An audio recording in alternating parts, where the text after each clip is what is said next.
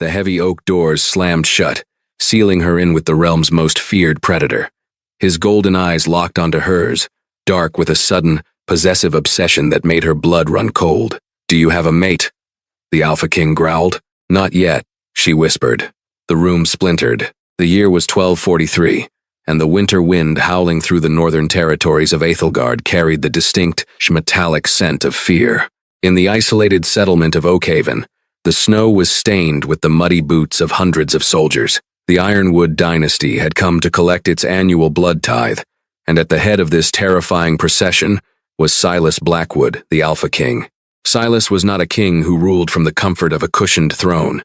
He was a warlord of the old blood, a massive, towering lichen, whose reputation was built on conquered territories and severed heads.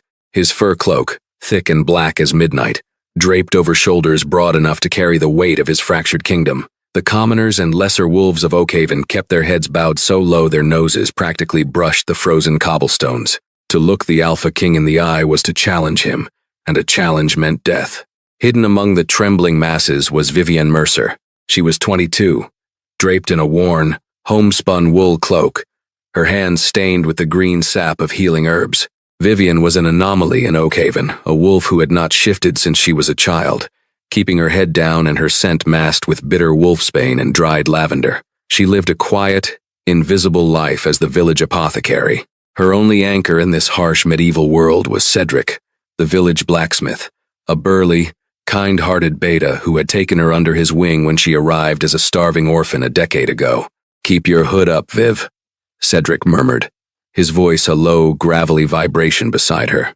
He shifted his weight, subtly positioning his larger frame between her and the passing royal guard. "Don't draw attention, I know," Vivienne whispered back, her heart hammering against her ribs like a trapped bird. The courtyard was deathly silent, save for the crunch of snow beneath the heavy boots of the king's beta, Lord Gareth Sterling. Gareth was calling out the names of the young men and women drafted into the king's army. It was a brutal lottery, tearing families apart in the name of the crown's endless border wars. But fate, it seemed, had a cruel sense of humor. A sudden commotion erupted near the royal dais. A massive draft horse, spooked by the scent of so many predatory wolves in tight quarters, reared up with a terrifying whinny. One of the king's personal guards, attempting to calm the beast, was struck in the chest by a heavy, iron-shod hoof. The sickening crack of ribs echoed through the square, and the guard collapsed, coughing up dark blood into the snow. Panic rippled through the crowd. "A healer," Lord Gareth roared, drawing his broadsword as if he could fight off death itself. "Where is the pack healer?" The elderly pack doctor, an ancient wolf named Tobias, was shaking too hard to step forward. Without thinking, driven by a deeply ingrained instinct to preserve life, Vivienne pushed past Cedric's restraining arm. "I can help him," Vivienne called out, her voice surprisingly steady as she stepped into the open.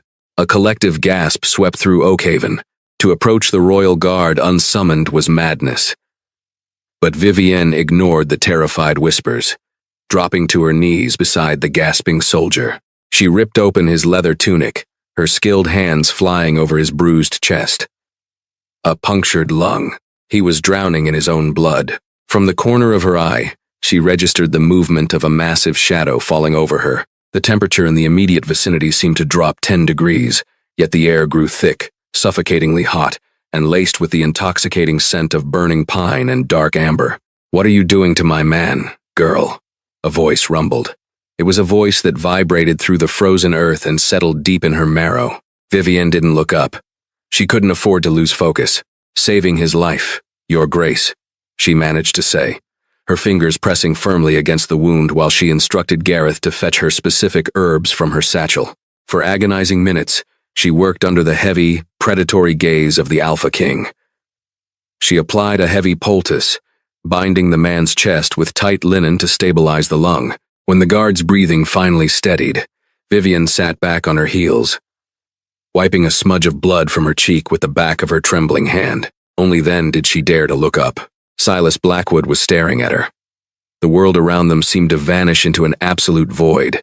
His eyes, a piercing, unearthly gold, were blown wide, the pupils dilated to thin, black slits. The king stood frozen, his nostrils flaring as he took in her scent. The lavender and wolfsbane she used to mask herself had rubbed off in her frantic scramble, revealing the sweet, intoxicating scent of rain-washed roses and vanilla that lay beneath. A low, involuntary growl ripped from Silas's chest, a sound so primal and territorial it made the surrounding soldiers instantly drop to their knees in submission. "You," Silas breathed, taking a slow, heavy step toward her. The word wasn't a question. It was a claim. Before Vivian could react, Cedric was there, pulling her up by her arm, his protective instincts overriding his common sense. He wrapped a thick, possessive arm around her shoulders to pull her back into the safety of the crowd. The reaction from the king was instantaneous and terrifying. Silas's eyes snapped from Vivian to Cedric, the gold turning into a sea of blazing, murderous red. "Unhand her," Silas commanded. The words didn't just carry authority. They carried the psychic weight of the Alpha command, forcing every wolf within a mile radius to drop to the ground. Cedric choked, his knees buckling under the sheer, crushing pressure of the king's aura. But he stubbornly kept his grip on Vivian's cloak. She meant no disrespect. "Your Grace," Cedric ground out, sweat beading on his forehead despite the freezing cold. "She is just our healer." Silas didn't blink. He closed the distance in a fraction of a second, moving faster than the human eye could track. His massive, leather-clad hand wrapped around Cedric's throat, lifting the 300-pound blacksmith off the ground as easily as if he were a rag doll. "Please!" Vivian screamed, batting at the king's unyielding arm. "Don't hurt him. He's my family." Silas paused, his gaze slowly dragging from the suffocating blacksmith down to Vivian's terrified, tear-filled eyes. The red in his irises flickered, fighting a violent war with the gold. He tossed Cedric aside like trash. The blacksmith hit the stone wall of the bakery with a sickening thud and slumped to the ground, unconscious. "Gareth," Silas growled, not taking his eyes off Vivian. "Take her to my chambers in the keep. Now." "No, wait," Vivian protested, but two heavily armored guards had already flanked her, their grips like iron vices on her arms. She was dragged through the snow, up the winding, torch-lit stone stairs of the Oakhaven Keep, and shoved into the Lord's study, a room hastily prepared for the king's stay. The guards pulled the heavy oak doors shut behind her. Vivian stood shivering in the center of the room. The grand fireplace crackled, casting long, dancing shadows across the tapestries. Her mind was racing. What did he want? Was she going to be executed for touching his guard? For Cedric's defiance? The door handle turned. The heavy oak doors swung open and slammed shut with a deafening bang, sealing her in. Silas Blackwood stalked into the room. Without his heavy fur cloak, he looked even more intimidating. He was a mountain of muscle and scars, clad in a dark linen tunic that strained across his chest. He paced around her in a slow, deliberate circle, much like a wolf circling a trapped doe. He stopped directly in front of her.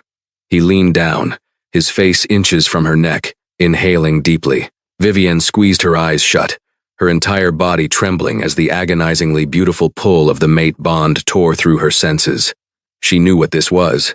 She had read the ancient texts. But the Alpha King? The tyrant who slaughtered the Silvermoon Pack? It was a death sentence. "That's Say Way. That's problem, like 44. You're sent," Silas murmured, his voice a dark, velvet rasp against her ear. "It is buried under the stench of herbs, but underneath, it belongs to me." He reached out, his calloused thumb tracing the line of her jaw.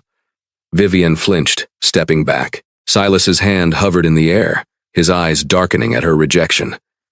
He stepped forward again, crowding her against the heavy mahogany desk at the center of the room. "Why do you smell like him?" Silas demanded, his voice dropping an octave, vibrating with a terrifying, suppressed rage. "Who?" Vivian stammered, gripping the edge of the desk behind her. "The peasant," Silas snarled, his fangs lengthening, pressing against his lower lip. "The beta, who dared to put his filthy hands on you in the square. His scent is on your cloak, it is on your skin." "Cedric is my friend," she pleaded, desperate to diffuse the escalating violence in the room. "He took me in. He protected me." "Protected you?" Silas's hands slammed onto the desk on either side of her hips, trapping her completely. You need no protection from him. Not anymore. You are mine." Vivian's breath hitched. She looked into the eyes of the most dangerous man in Ethelgard and knew she had to lie, had to distance herself, or she would be swallowed whole by his madness. "I don't belong to you," she said, her voice shaking but defiant. The silence that followed was suffocating. Silas stared at her, a muscle ticking violently in his jaw. The possessive obsession in his eyes was blinding. "Do you have a mate?" the Alpha King growled, the words tearing from his throat like jagged glass. Vivian swallowed hard. If she said yes, he would kill Cedric. If she told the truth that she recognized the bond right now, she would become the property of a monster. "Not yet," she whispered. The room splintered. With a roar of pure, unadulterated jealousy, Silas swept his massive arm across the mahogany desk. Stacks of parchment, heavy inkwells, and silver candelabras were launched across the room, smashing into the stone walls with explosive force. Vivienne shrieked, covering her head as glass and wood rained down around them. He didn't stop there. Silas grabbed the heavy, solid oak chair beside the desk and hurled it into the roaring fireplace, shattering the iron grate. He was completely out of control, his beast clawing to the surface, blinded by the perceived threat that his mate, his newly found soul, was unclaimed, unprotected, and waiting for someone else. "Not yet?" Silas roared, spinning back to her, his chest heaving, his eyes completely blood red. He grabbed her by the waist, lifting her effortlessly until her feet dangled off the ground, bringing her face to face with his wrath. "You think I will let another male look at you? Breathe. Near you. You are mine, Vivian. Your soul recognized mine the moment you knelt in that snow. You are hurting me," she cried out, her hands pushing futilely against his rock-solid chest. Instantly, his grip loosened. The red in his eyes shattered, replaced by a deep, pained gold. He pulled her against his chest, burying his face in the crook of her neck, inhaling her scent like a dying man drawing his first breath of air. "I will slaughter any man who touches you." Silas swore into her skin, his voice broken, frantic. "I will burn this entire village to ash if they try to keep you from me. You are leaving with me tonight. You will sit at my right hand, and you will wear my mark." Just as his lips brushed against her pulse point, the heavy doors of the study burst open. "Get away from her!" a voice shouted.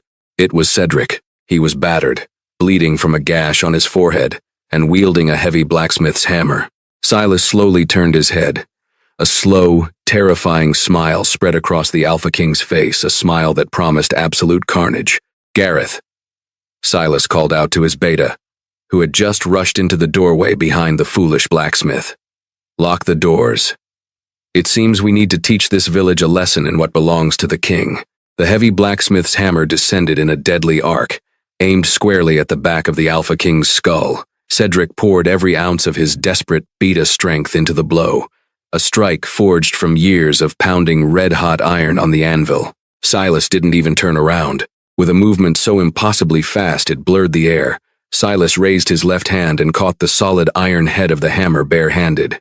The sheer force of the impact sent a shockwave through the study, rattling the stained glass windows, but the king's arm didn't so much as tremble.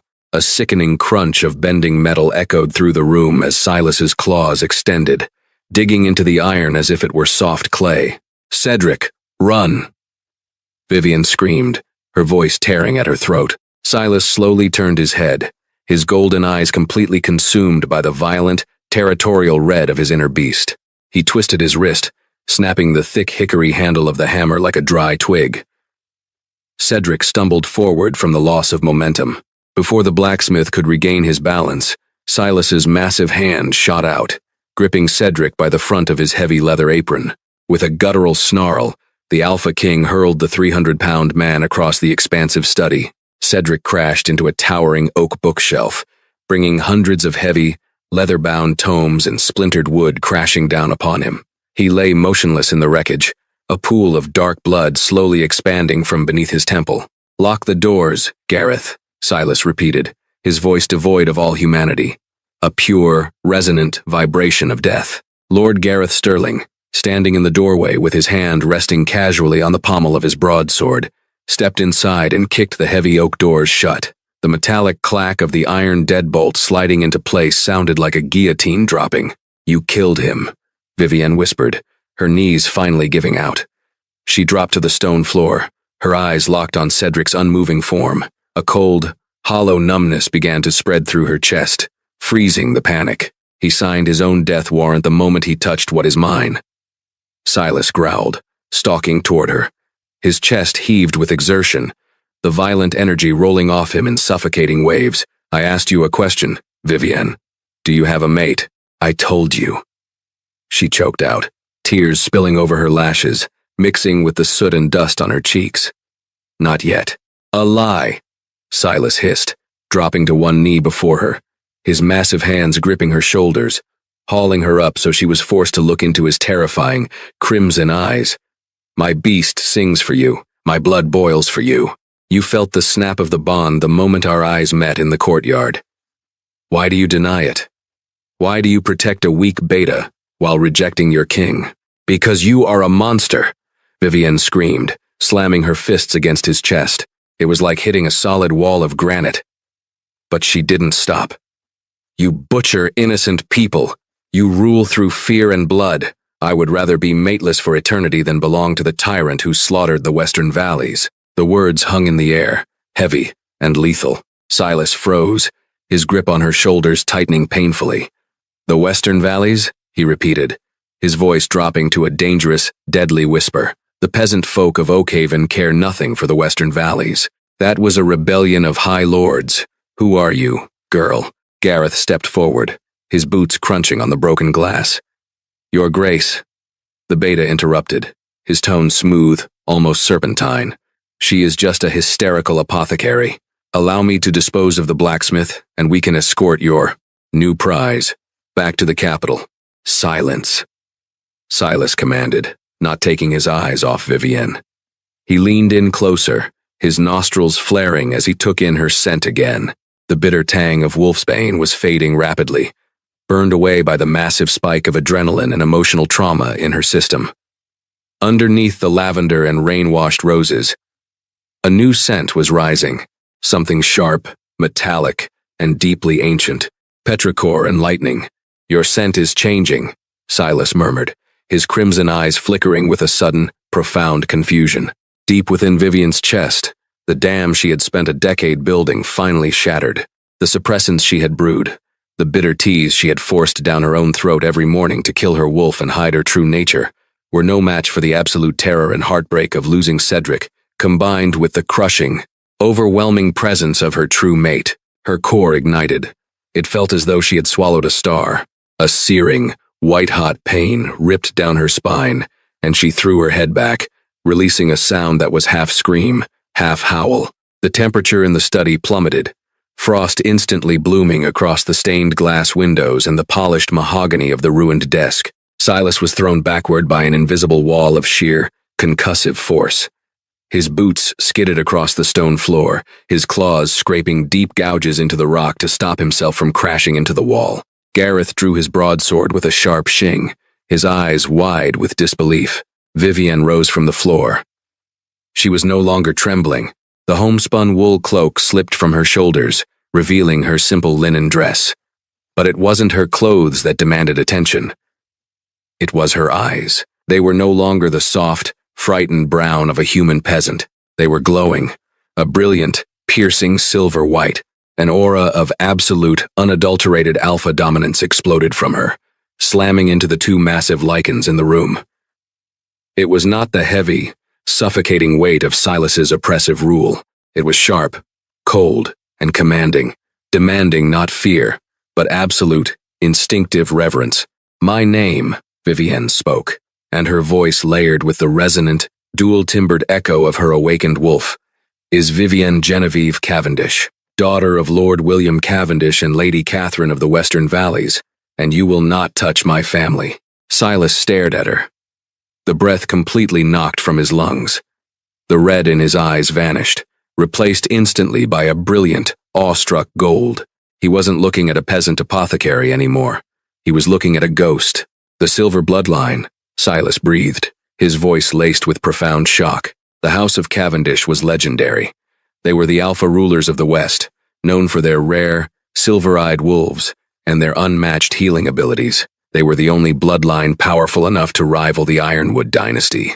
10 years ago, Silas's father, the former Mad King, had ordered their entire pack butchered in the night to prevent an uprising. Silas had believed the entire line was extinguished in the fire, and now, the lost heir was standing in front of him, his fated mate, his equal. Impossible, Gareth hissed from the sidelines, his face paling as he recognized the undeniable truth of her aura. Lord William's daughter burned in the manor. Cedric's father, a guard of our house, pulled me from the ashes, Vivienne said, her silver eyes locking onto the king's beta. He smuggled me here, hid me in plain sight, and now you have killed his son. She took a step toward Silas, the air crackling around her.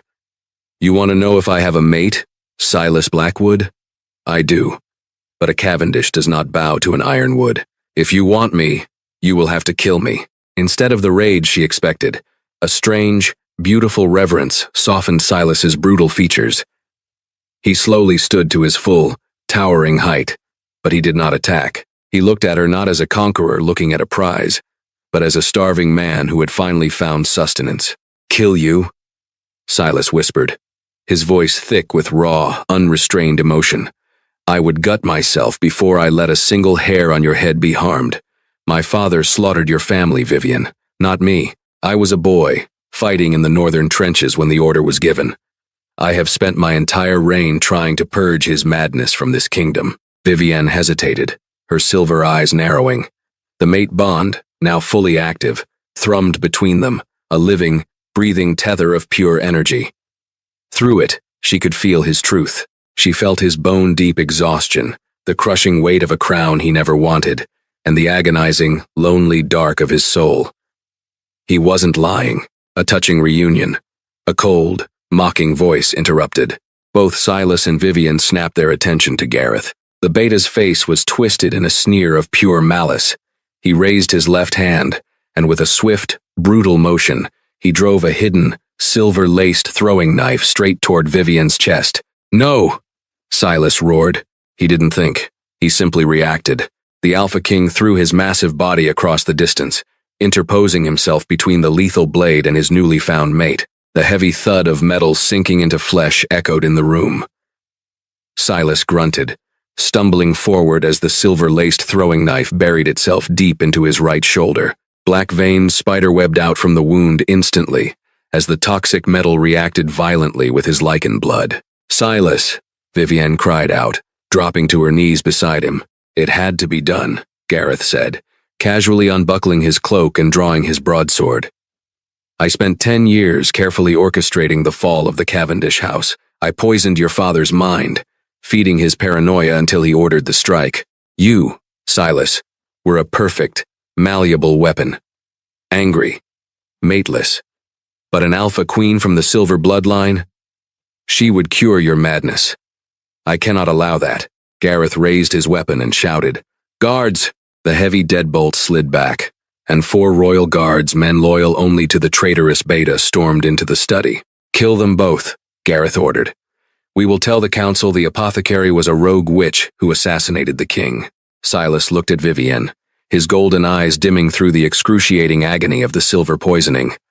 Run, Viv, he whispered, using his good arm to push her away. Save yourself. The brutal warlord was using his final breath not to command her, but to set her free. No, Vivienne growled, her voice layered with ancient, resonant power. I am done hiding. She placed her hands firmly on either side of Silas's face. She possessed the blood of the Cavendish Alphas, a lineage blessed by the moon goddess with the power of life itself. Do you accept me, Silas Blackwood? She asked, her silver eyes blazing into his fading gold. As your equal, your mate, and your queen? Silas smiled through the blood. Until the sun burns out.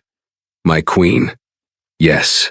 Vivienne pressed her lips to his, in a violent collision of souls. The moment they touched, the mating bond fused permanently into place, sending a shockwave of blinding energy that blew out the stained glass windows. Through the kiss, Vivienne pushed her potent alpha healing magic straight into Silas's veins. The black veins instantly receded. The silver knife was violently expelled from his shoulder, clattering to the floor as the wound scarred over. Silas opened his eyes, his irises a brilliant gold, ringed with his mate's silver power. He was whole, and he was furious. Silas moved in a blur of shadow and violence. In mere seconds, he shattered the first guard's ribcage, disarmed and dispatched the second and third, and knocked the weeping fourth unconscious with a swift backhand. Only Gareth remained. Pale and terrified, he swung his broadsword in a desperate arc. Silas caught the flat of the blade bare-handed, twisting and snapping the ancient steel in half. Silas grabbed the beta by the throat, lifting him into the air. "You orchestrated the murder of my mate's family," Silas rumbled. "You poisoned my kingdom. Mercy, your grace." Gareth choked out. Silas looked at Vivienne, who stood glowing with ethereal beauty amidst the wreckage. She gave a single, slow nod. "The king gives mercy," Silas said softly. "The beast does not." With a sickening crunch, Silas tightened his grip, extinguishing the traitor's life. He tossed the body aside and walked back to his mate. The violent energy dissipated, replaced by the warm hum of their bond. He cupped her cheek. "You saved me," he whispered. "You stepped in front of a silver blade for me," she replied softly. A groan from the corner shattered the quiet. Vivienne rushed to the ruined bookshelves, frantically uncovering a battered but breathing Cedric. Silas knelt beside her, placing his massive hands over Cedric's chest, allowing Vivienne to guide their combined strength to stabilize the blacksmith's pulse. "He is a brave man," Silas noted, looking down at the beta. "He will have a place in the royal guard. Anyone who protects my queen is under my protection." Vivienne smiled, wrapping her arms around his neck, finally secure. "Do you have a mate, your grace?" she whispered playfully. Silas chuckled, pulling her flush against his chest. "I do. And heaven help the fool who tries to take her from me." The winter wind continued to howl, but the terror that had gripped Oakhaven was gone. Silas and Vivienne stood on the balcony, hands entwined, their combined alpha auras blanketing the territory in a warm, protective embrace. She was no longer a hidden apothecary, and he was no longer a mindless tyrant. They were the king and queen of Aethelgard, two fractured souls forged into an unbreakable, legendary reign.